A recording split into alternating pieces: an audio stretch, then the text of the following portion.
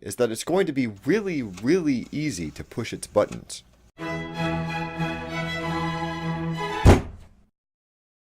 A quick reminder before we get started, THUNK episode 100 is coming up, so if you have any questions that you'd like me to answer, please leave them below. In 1984, cyberneticist Valentino Braitenberg published this book, Vehicles, Experiments in Synthetic Psychology. It's a fascinating and, as you can see, really short read, and I highly recommend it if you're interested in robotics, or biology, or philosophy, or neuroscience, psychology, cognition. The book is essentially a sequence of thought experiments using very simple and easy to understand machines. Take this one from chapter 1. This sketch is a symbolic representation of a motor attached to a temperature sensor, just two components. The robot is wired so that when the sensor detects more heat, it sends more power to the motor, and less when it's cool. If you were to observe the behavior of this device, you would see that it slows down or even stops in cool places, and goes like crazy when it passes through a warm patch. With a little imagination, you might say that it prefers to be cool. Okay, a lot of imagination. We project human characteristics onto non-living stuff all the time, calling cars stubborn if they have trouble starting, or a breeze fickle if it comes in unpredictable bursts. But it's hard to look at a sensor stuck on a motor and think intent. But it is interesting that we can get such seemingly complex behavior from so few parts. Given it's a behavior that you can see in very unsophisticated living things, like slime molds and nematodes, but those still require many more components than this thing does. This theme continues in Braitenberg's next example, a family of machines that has 2 sensors and 2 motors. We've only added 2 more parts, but the behavior is much more interesting. If we wire the sensors this way so that they power the motor on the same side of the robot, then the sensor which detects more heat will power that motor harder, causing the robot to turn from hotspots and drive away from them. If we wire the sensors the opposite way, so they power the motors on the opposite side of the robot, then it will turn towards hotspots and accelerate as it gets closer to them. Again, using a little imagination, we might see these robots exhibiting behavior that we'd normally attribute to things much more sophisticated than 4 components stuck together. This one seems to actively avoid heat, turning from it and fleeing if it gets too close. This other one attacks heat, accelerating towards hotspots as if to ram them. If you replace heat source with another robot, this gets much more interesting. The point of Braitenberg's exercises isn't to convince you that these things are somehow alive or thinking, but rather to demonstrate that it's possible to achieve very complex behavior that we'd normally attribute to things that are alive with some sort of intelligence, with only a handful of very simple parts. This poses a bit of a problem. We have these examples of mechanical constructions that don't even have computers in them. No decision making, no processing, nothing. But if someone was watching who didn't know what their guts looked like, it seems very possible that they might mistake them for intelligent machines, making deliberate choices. This is the synthetic psychology that Braitenberg is referring to. We've constructed something that seems to have all the external appearances of some sort of intelligence or intent, but anybody familiar with how it's actually built would probably say that it doesn't really have any. This becomes a real problem when we're talking about even more complicated machines, like thinking machines. You're probably familiar with the Turing test, first proposed by Alan Turing in his absolutely prescient 1950 paper, Computing Machinery and Intelligence.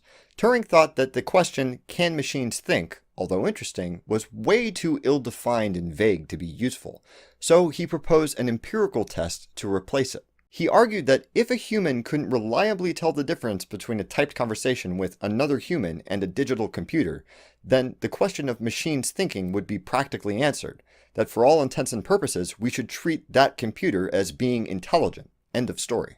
His paper and the Turing test were the beginning of an incredibly rich and varied conversation about machines, artificial intelligence, and consciousness. One of the most famous, or infamous comments on Turing's proposal was developed by philosopher John Searle almost 30 years later. He argued that because computers were simply following a series of instructions, they could never be said to be truly conscious or intelligent. He proposed a thought experiment to demonstrate this.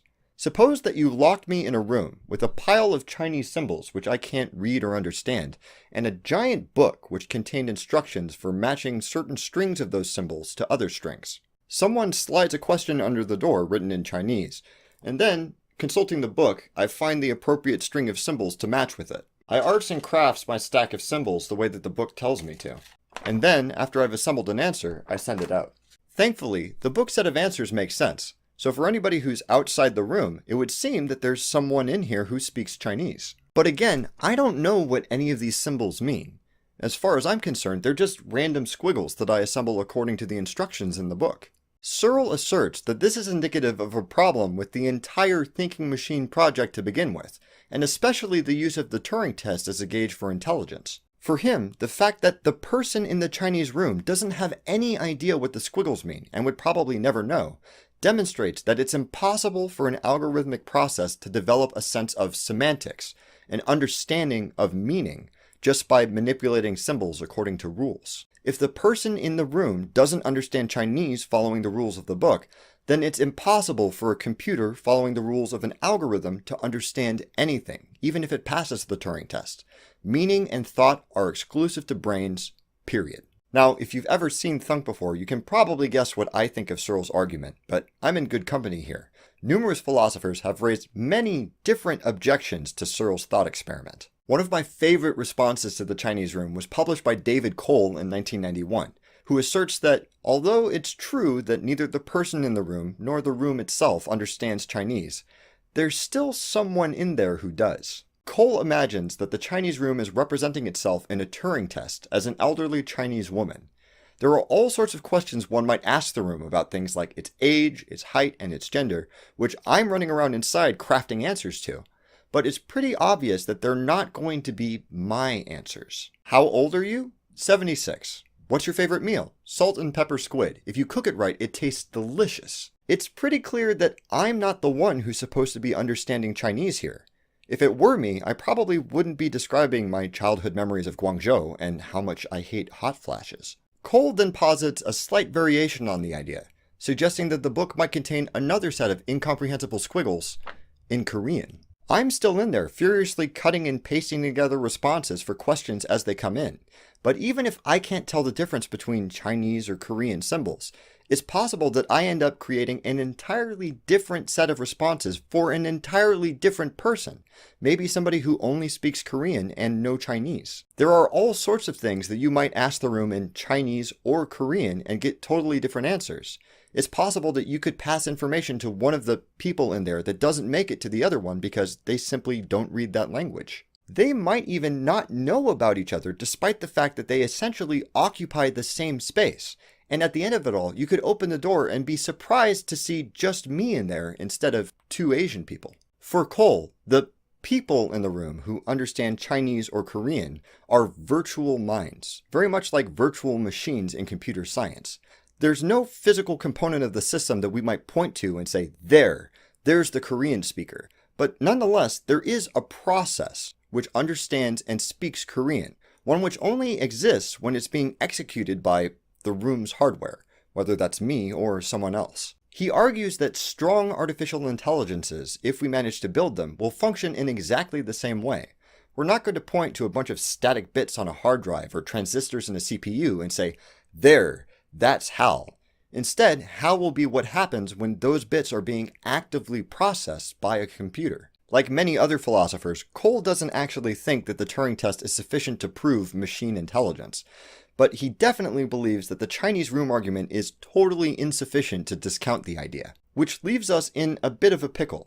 If you don't accept Searle's argument, for whatever reason, then we can't use it to rule out the possibility of intelligent machines. But, as Braitenberg's vehicles demonstrate, even if something has all the external appearances of making intelligent decisions, it's possible that it's just a few simple parts put together in a fashion that makes it look that way. It's not an easy question to define or think about, let alone answer. But considering that many AI researchers are fed up with people asking them about the Turing test, when they've achieved many more interesting and varied things with artificial intelligence, maybe we're coming at this from the wrong direction to begin with. Maybe the whole point of the Turing test is that trying to define a checklist of what actually counts as thinking isn't as important as what AI actually does. After all, whether it's thinking or not, if the heat-seeking robot is attacking my ankles, I want it to stop. What do you think about the question, can machines think? Please leave a comment below and let me know what you thunk. Thank you very much for watching. Don't forget to blah, subscribe, share. And don't stop thunking.